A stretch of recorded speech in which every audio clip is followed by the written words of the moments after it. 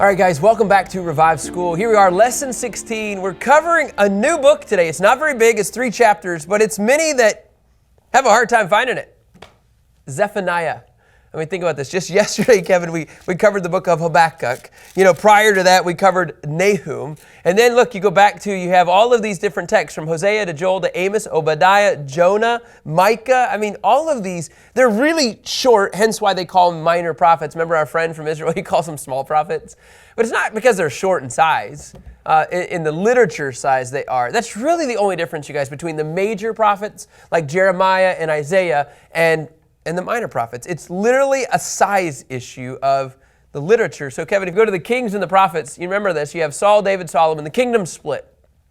Okay, here's what you have to understand. It's going to feel like on repetition, we're being repetitive, but the reality is you got a new guy. Zephaniah is contemporary with Nahum. He's hanging out here with Habakkuk and Jeremiah, this kind of time frame. Zephaniah, you guys, is in the southern kingdom. Okay, so you have the northern kingdom, which, Kevin, how many tribes are there? 10 tribes. And then you have the southern kingdom, okay, which is primarily Judah.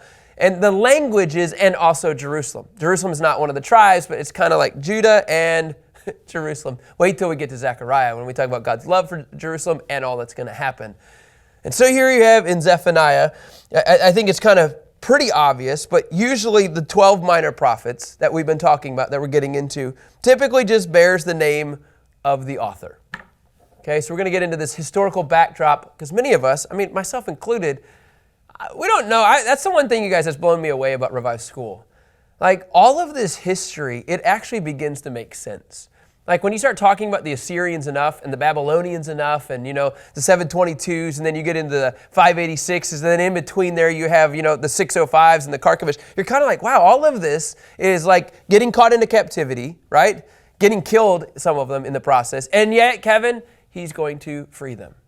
Free them from this captivity, and then also ultimately even into the millennium. The challenge with the minor prophets, just like it is with the major prophets, is what's the time frame that he's talking about?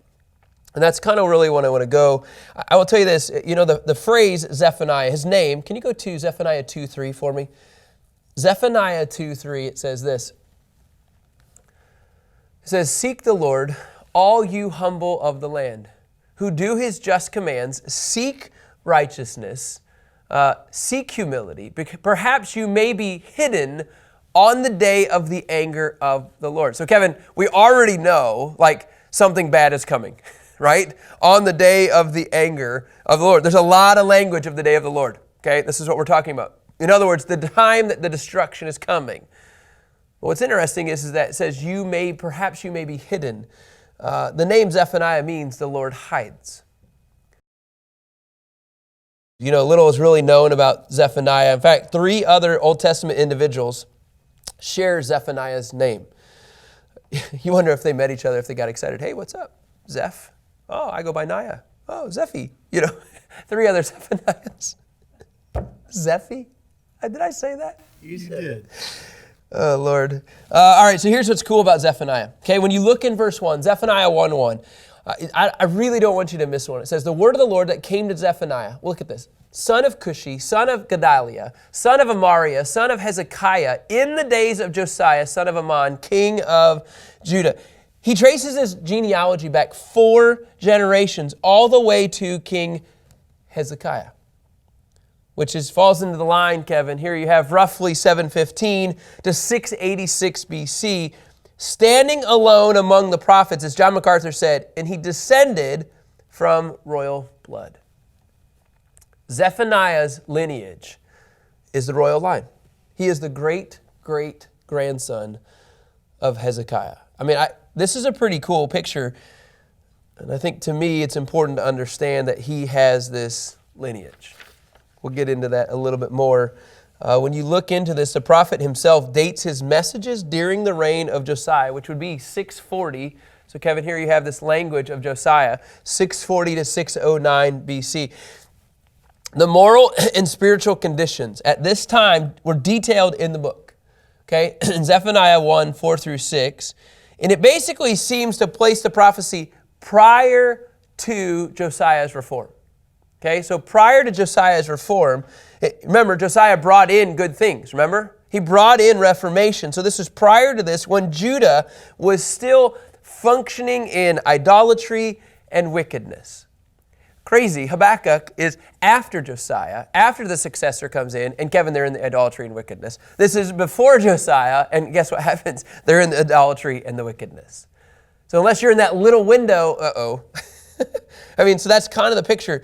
If it was in 628 BC that Josiah, it was in 628 BC when Josiah tore down all of the altars to Baal, burned down the bones of the false prophets, and broke up all the carved idols.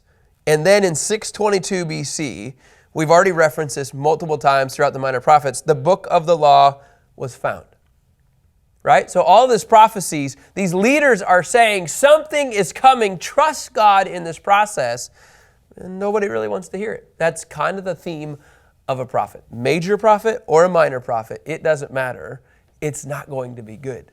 So when he says, hide me, right, in this time frame, he's saying because there's a lot coming. Let me just back up. And some of this is going to feel like a lot, but again, I want to keep building this because otherwise we don't really have a full concept of this. Politically, we've gone from the Assyrian world power, Kevin, to who? The Babylonians. Okay, they've weakened Nineveh's hold on Judah. Okay, they're bringing on an element of independence to Judah, right? Think about this. For the first time, it says, MacArthur says it this way, in 50 years, King Josiah's desire to retain this newfound freedom, okay, all begins to unfold. But spiritually, the reigns of Hezekiah's son, Manasseh, over the 4 decades, into his grandson, Amos, okay, into this, lasting 2 years, they're marked by wickedness and apostasy. Again, lineage just keeps going, keeps pecking away at this. And then early years of Josiah's reign was characterized by evil from his father. The reality is the message of Zephaniah really focuses in on the day of the Lord. There is so much here on the day of the Lord that the final days are near. Divine judgment is coming specifically at the hands of Nebuchadnezzar, right? That's the language. In Nebuchadnezzar, but Kevin, also of the fulfillment, and here it is, we're ready to jump off the cliff, at the fulfillment of the judgment of Daniel's 70th week. Now that takes us back a ways, doesn't it? So again, you have to understand something. This is right before, Zephaniah, this has not happened yet. Babylonian captivity has not happened. So in this language, that there's this mentality that yes, you're going to be taken into captivity, hence the judgment. But man, it's so much more than that. It's so much more. So let's do this. We haven't done this in a long time. So you have Zephaniah, who he has the prophetic word, right? And the prophetic word goes to, really, Kevin, 586 BC, right? Contemporary, basically, at this time. Yep. So then in this process of the 586, he said, hey, you guys are going to fall. And you're going to fall to the Babylonians, specifically even Nebuchadnezzar. But there's a bigger picture than this, and we haven't really drawn this in quite a long time. Remember this context. Jesus, comes. This is the first, what we would call the first advent, the first coming.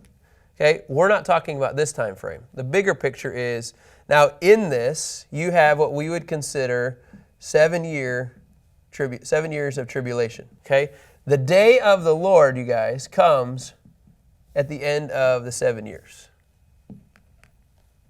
So when we're talking about which day of the Lord, right? In their mind, they're talking this. But Kevin, the big picture is this.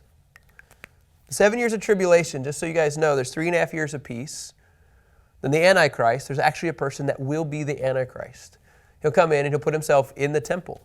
Okay, that the temple will be rebuilt. Somehow, some way, the Antichrist is going to put himself in there. There's going to be peace in all of the earth in the Middle East, specifically with Israel. And at the 3.5-year time period, he's going to say, this Antichrist says, I'm going to say that he's God. Now there's going to be another 3.5 years, so a total of 7 years. At the end of the 7 years, you can expect the day of the Lord. Now, the day of the Lord is a day? Probably not. It's multiple. It's a long time period that we don't know, but that's the destruction that you're going to hear about in this text. So Zephaniah is a huge picture, and it's really, really hard, to be honest, to grasp some of this if you don't understand the end times. And I think that's part of I think within the church, we're so hesitant or scared that we're going to get it wrong that we don't dig into it ourselves. And the one thing you have to understand, nobody has this completely spelled out, just so you know. Nobody does. You can study the little dummy books for Revelation. You can study the simplicity books for the minor prophets. You can study the heady theological, in-depth doctrinal books that are going to paint a picture. But the reality is, you guys, not everybody agrees. I just want to paint I think that's the one thing about Revive School that I love that God's doing is that we're simple. Yes, you can go in a lot more in depth, but there's something about just understanding the bigger picture.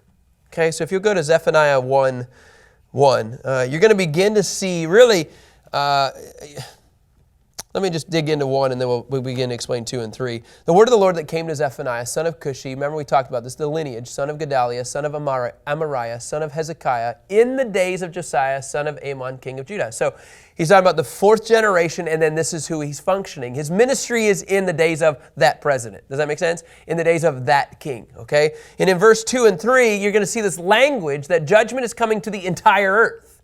This is Zephaniah's word. Sometimes I always play the game in my head, which minor prophet would I rather be? Would I rather be oh dear Lord, Hosea? Remember, who has to marry an unfaithful person and stick with it? Or would I rather be, Jonah? Those aren't really good options, by the way. Or would you rather be Zephaniah that says, hey, by the way, the whole world is going to be swept away. I'll completely sweep away everything from the face of the earth. This is the Lord's declaration. He says in verse 3, I will sweep away man and animal. I'll sweep away the birds of the sky and the fish of the sea and the ruins along with the wicked. I will cut off mankind from the face of the earth. This is the Lord's declaration. In other words, look, you're going to see that clearly this is a comparison to the Genesis flood. This is the mentality. And in fact, in Genesis 6:7, you don't need to go there, Kevin. And in Genesis 7:23, you see this man and beast and the birds of heaven language. It's the same image, except this time, remember, God promised us this is never going to happen. And now he says, until the end, right? So in our time, you see a rainbow, you're like, good. When you don't see a rainbow, folks, you should fully expect the day of the Lord. That's kind of the picture. That's kind of the mentality. And God is going to continue to remove things so that all of judgment can come on mankind. And then it says in verses really 4 and on, and it goes even into chapter 2, verse 3. So Kevin, we have what you would say judgment on. So when we're talking about the day of the Lord, you have judgment on the whole earth. But remember, Zephaniah's message, you guys, is to the southern kingdom.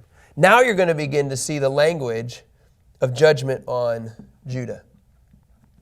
Now it feels like the book of Habakkuk again, right? I will stretch out my hand, I'm in verse 4, against Judah and against all the residents of Jerusalem. So there's that same language, right? Southern kingdom, and then Jerusalem is still tied into this. I'll cut off every vestige of Baal.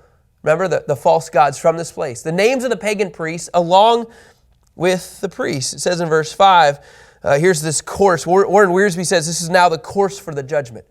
Why? Those who bow and worship on the rooftops to the heavenly host. Those who bow and pledge loyalty to the Lord, but also pledge loyalty to Milcom. And those who turn back from following the Lord, who do not seek the Lord or inquire of him. So this is the reason, this is how it's going to begin to unfold. And he continues this mentality of Judah's judgment in verse 7. Be silent in the presence of the Lord God. Now, this is where it gets crazy. He's going to talk about Judah being the sacrifice. He's not talking about the other nations. He's not talking about the Babylonians. He's not talking about the Chaldeans. Kevin, he's talking about Judah is now going to be the sacrifice in the day of the Lord. Look, he says, be silent in the presence of the Lord God. For the day of the Lord is near. Indeed, the Lord has prepared a sacrifice. This is crazy, you guys. And He's inviting His guests. He's consecrated His guests. God's judgment on Israel was that they became the sacrifice. The guests, and I like what MacArthur says, were the dreaded Babylonians. The enemies were now the guests, and they were invited to kill the sacrifice, Judah. This is what we're talking about. The Lord has prepared judgment on Judah, and by the way, it's the Babylonians that get to implement this. Because Kevin, remember, this hasn't happened yet. So all of this is unfolding, and so in their mind, the day of the Lord, in their mind, Kevin, I should say in our mind, really, it's 586. But the reality is, it's the day of the Lord after the 7 years of tribulation. But they didn't have that picture back then. There's no way that they're, maybe, but how would they even figure that out? We have a hard time figuring this out. And so there's this imagery that this is what it's going to look like. So in verse 8, okay, judgment is coming, and it's going to come through Nebuchadnezzar. On the day of the Lord's sacrifice, I will punish the officials, the king's sons, and all who are dressed in foreign clothing. In other words, a foreign clothing mentality is you're focusing on the wrong gods. You're focusing on the wrong things. You have been dressed in, I would say, like a fakeness, a pretendness that you shouldn't be living. Verse 9, he says, on that day I will punish all who skip over the threshold, who fill their master's house with violence and deceit. And then he begins, you guys, to understand. And I like what Warren Wiersbe says. Wiersbe says that Zephaniah could have been a resident in Jerusalem. Because what you're going to begin to see in verse 10 is language of knowing the city really, really well. He says, on that day, this is the Lord's declaration. There will be an outcry from the fish gate. I mean, it kind of stated obvious. The fish gate is also known as the Damascus gate, which is also known where fishermen would have entered in with their catches. Okay, so this is an actual gate. It's a wailing from the second district, which is within the city walls, okay? And a loud crashing from the hills. In other words, merchants, okay, MacArthur says, were made wealthy from dishonest gain. They were now singled out to depict the anguish of the coming judgment. So he's talking about these merchants, these fishermen that are coming in. They're not doing good things. Judgment is coming to them. He says in verse 11, man, here's immense judgment now coming. Wail, you residents of the hollow. Okay, which is talking about a specific location. For all the merchants will be silent. All those loaded with silver will be cut off. And at that time I will search Jerusalem with lamps and punish the men who settle down comfortably, who say to themselves, the Lord will not do good or evil. This is a really interesting posture. I mean, to me, this is a complacent, if you were to apply this very simply today, this is a complacent believer. They settle down comfortably. They're like, the Lord, He will not do good or evil. In other words, it's almost like God's not going to bother me right now. That's what he's implying. I'm fine. Kevin? It almost feels like He's not in control. You're saying, I can't see God in control, so He's not in control. Here's where it gets really, really big. Verse 14, the great day of the Lord is near and rapidly approaching. Listen, the day of the Lord, there the warrior's cry is bitter. I mean, Kevin, we're actually talking about the dreaded picture of the Great Tribulation. We're actually talking about the extreme battle at the end of the 7 years. I mean, what you see in 14 through 18 is that you have the day of the Lord being described. Yes, it's being fulfilled when Babylon takes over Judah, but I have to keep going. The whole thing, the ultimate fulfillment, you guys, is truly, it involves the whole earth at the great day of the Lord at the end of the 7 years. Verse 15, it has a crazy picture. Verse 15, it just says this, that day is the day of wrath, a day of trouble and distress, a day of destruction and desolation, a day of darkness and gloom, a day of clouds and blackness, a day of trumpet blast and battle cry against the fortified cities and against the high corner towers. Like that whole trumpet blast mentality, guys, sound the alarms because it ain't looking good. It really is, J. Vernon McGee says, it's a day of fear. He says in verse 17, and let me just, I don't want us to miss this, in that time frame, this would be a great time to hide. Right? I mean, this is a great time for the Lord to intervene. Please, Lord, hide me in all of this. And he says this in verse 17, I'll bring distress on mankind. They'll walk like the blind because they've sinned against the Lord. Their blood will be poured out like dust and their flesh like dung. In other words, no matter where you're at, you will not be able to escape this. Kevin, who's he talking to? Mankind, but he's talking to the Judah. I mean, it really is mankind, but again, it goes back to this is the message and then some. And we're so close to it happening in 586. We're so close to seeing the fall. And really, even in early on, the Battle of Carchemish, you're going to start seeing the first wave of deportation take place. 3 waves, you're going to see this. Then in verse 18, he says, their silver and gold will not be able to rescue them on the day of the Lord's wrath. The whole earth will be consumed by the fire of his jealousy, for he will make a complete, Scripture says, yes, a horrifying end of all the inhabitants of the earth. Holy cow. And now he just jumped from not just Judah, Kevin. He jumped to everybody. So that's the first chapter. I want to begin to unpack, if I can, the other 2 chapters.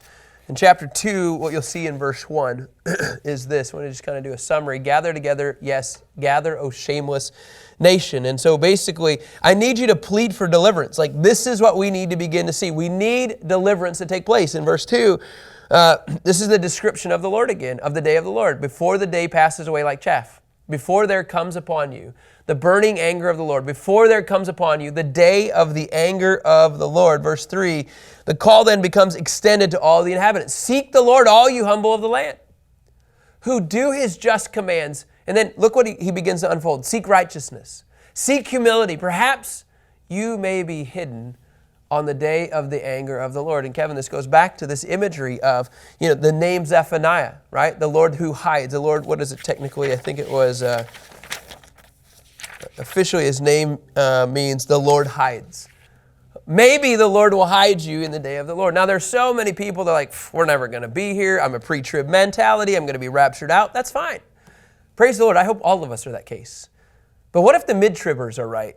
And you have to go through some of the tribulation. What if the post-tribulation guys are right and that you're going to be around in this time frame? All I want to just say is in all of this, we need the Lord's protection. Whether he takes us out or whether he puts his hands and he hides us here, either way, pray that we could be hidden in this, because this isn't like a fun day at the fair. It's hell on earth. So he says, seek the Lord, and you need to humble yourself in the process. Verse 4, really 4 through 11, this is where it gets kind of interesting. 4 through 11, you will now begin to see, in Zephaniah 2, 4 through 11, it's the judgment that falls against all of the nations. So now, Kevin, the shifting has taken place to the judgment is on the nations. So we've gone from the judgment on the whole earth, we've got from judgment on Judah, now judgment on the nations. And that's really what you begin to see in 4 through 11. Now, when you go to verse 12, specifically, he calls out the Cushites. He calls out those from Ethiopia. You also, O Cushites, shall be slain by my sword. So now he's got the Ethiopians. And then in verses 13 through 15, now you see judgment on the Assyrians.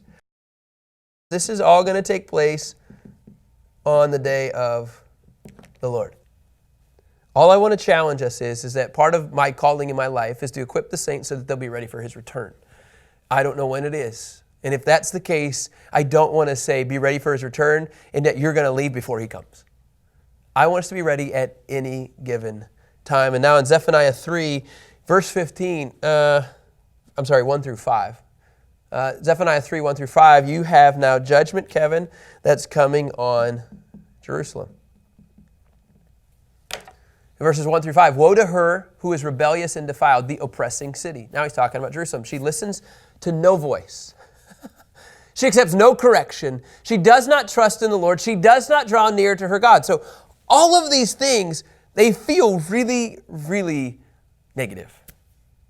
Right? Don't they? That's it. And it says her officials within her are roaring lions. Her judges are evening wolves that leave nothing till the morning. Verse 4, her prophets are fickle, treacherous men. Her priests profane what is holy. They do violence to the law. Verse 5, the Lord within her is righteous. He does no injustice. Every morning he shows forth his justice. Each dawn he does not fail, but the unjust knows no shame. Judgment is, J. Vernon McGee says it this way, judgment is in ratio to her privilege. I love that. In other words, Jerusalem's getting what they deserve. Here's the crazy thing. You could do this to so many cities in the world. It's Jerusalem, which is God's home. And now he's saying, I'm done with you guys right now. I'm so tired of how you're acting. In verses 6 through 8, Kevin, here's where it's the humdinger. Okay, we've already talked about it at the beginning, but now we're going to talk about it again. And now here you see really this Armageddon mentality. He says, I've cut off nations. Their battlements are in ruins. I've laid waste their streets so that no one walks in them. Their cities have been made desolate, without a man, without an inhabitant. Verse 7, I said, surely you'll fear me. You will accept correction. Then your dwelling would not be cut off, according to all that I've appointed against you. But all the more they were eager to make all their deeds corrupt. Finally, then it goes on to verse 8. Therefore, wait for me. Look at this. For the day when I rise up to seize the prey, for my decision is this, to gather the nations, assemble kingdoms, to pour out upon them my indignation, all my burning anger, for in the fire of my jealousy, you're going to see this language because God's love is so strong for his people. Because there's a jealousy that dwells within the Lord, guess what? He's going to bring destruction, Kevin, on all of the nations, literally in Armageddon. And so God, in all reality, Armageddon says, I'm going to kill everybody else. I'm going to wipe out everybody. That's what we're seeing, Kevin, at the Battle of Armageddon. It's because of his love is so strong. And in fact, if we go to verse 17, you're going to see just this key verse that really begins to shift everything. It's this mentality of the Lord your God is in your midst, a mighty one who will save. Kevin, that's the mentality that we're talking about. So this is the phrase. It says a mighty one. Some of the other versions says a warrior. And so what we've done is your phrase for Zephaniah is mighty warrior. Okay, that points to Jesus, which is really incredible because guess what? Jesus is the one coming back on the day of the Lord. Jesus is the one coming back in the Battle of Armageddon. Jesus is the one that's going to clean house, and he's doing this because he's going to save his people. And he's doing this because there's a jealousy that comes within him. And it says in 17, he will rejoice over you with gladness. And this is the imagery of this bird that Mindy has painted.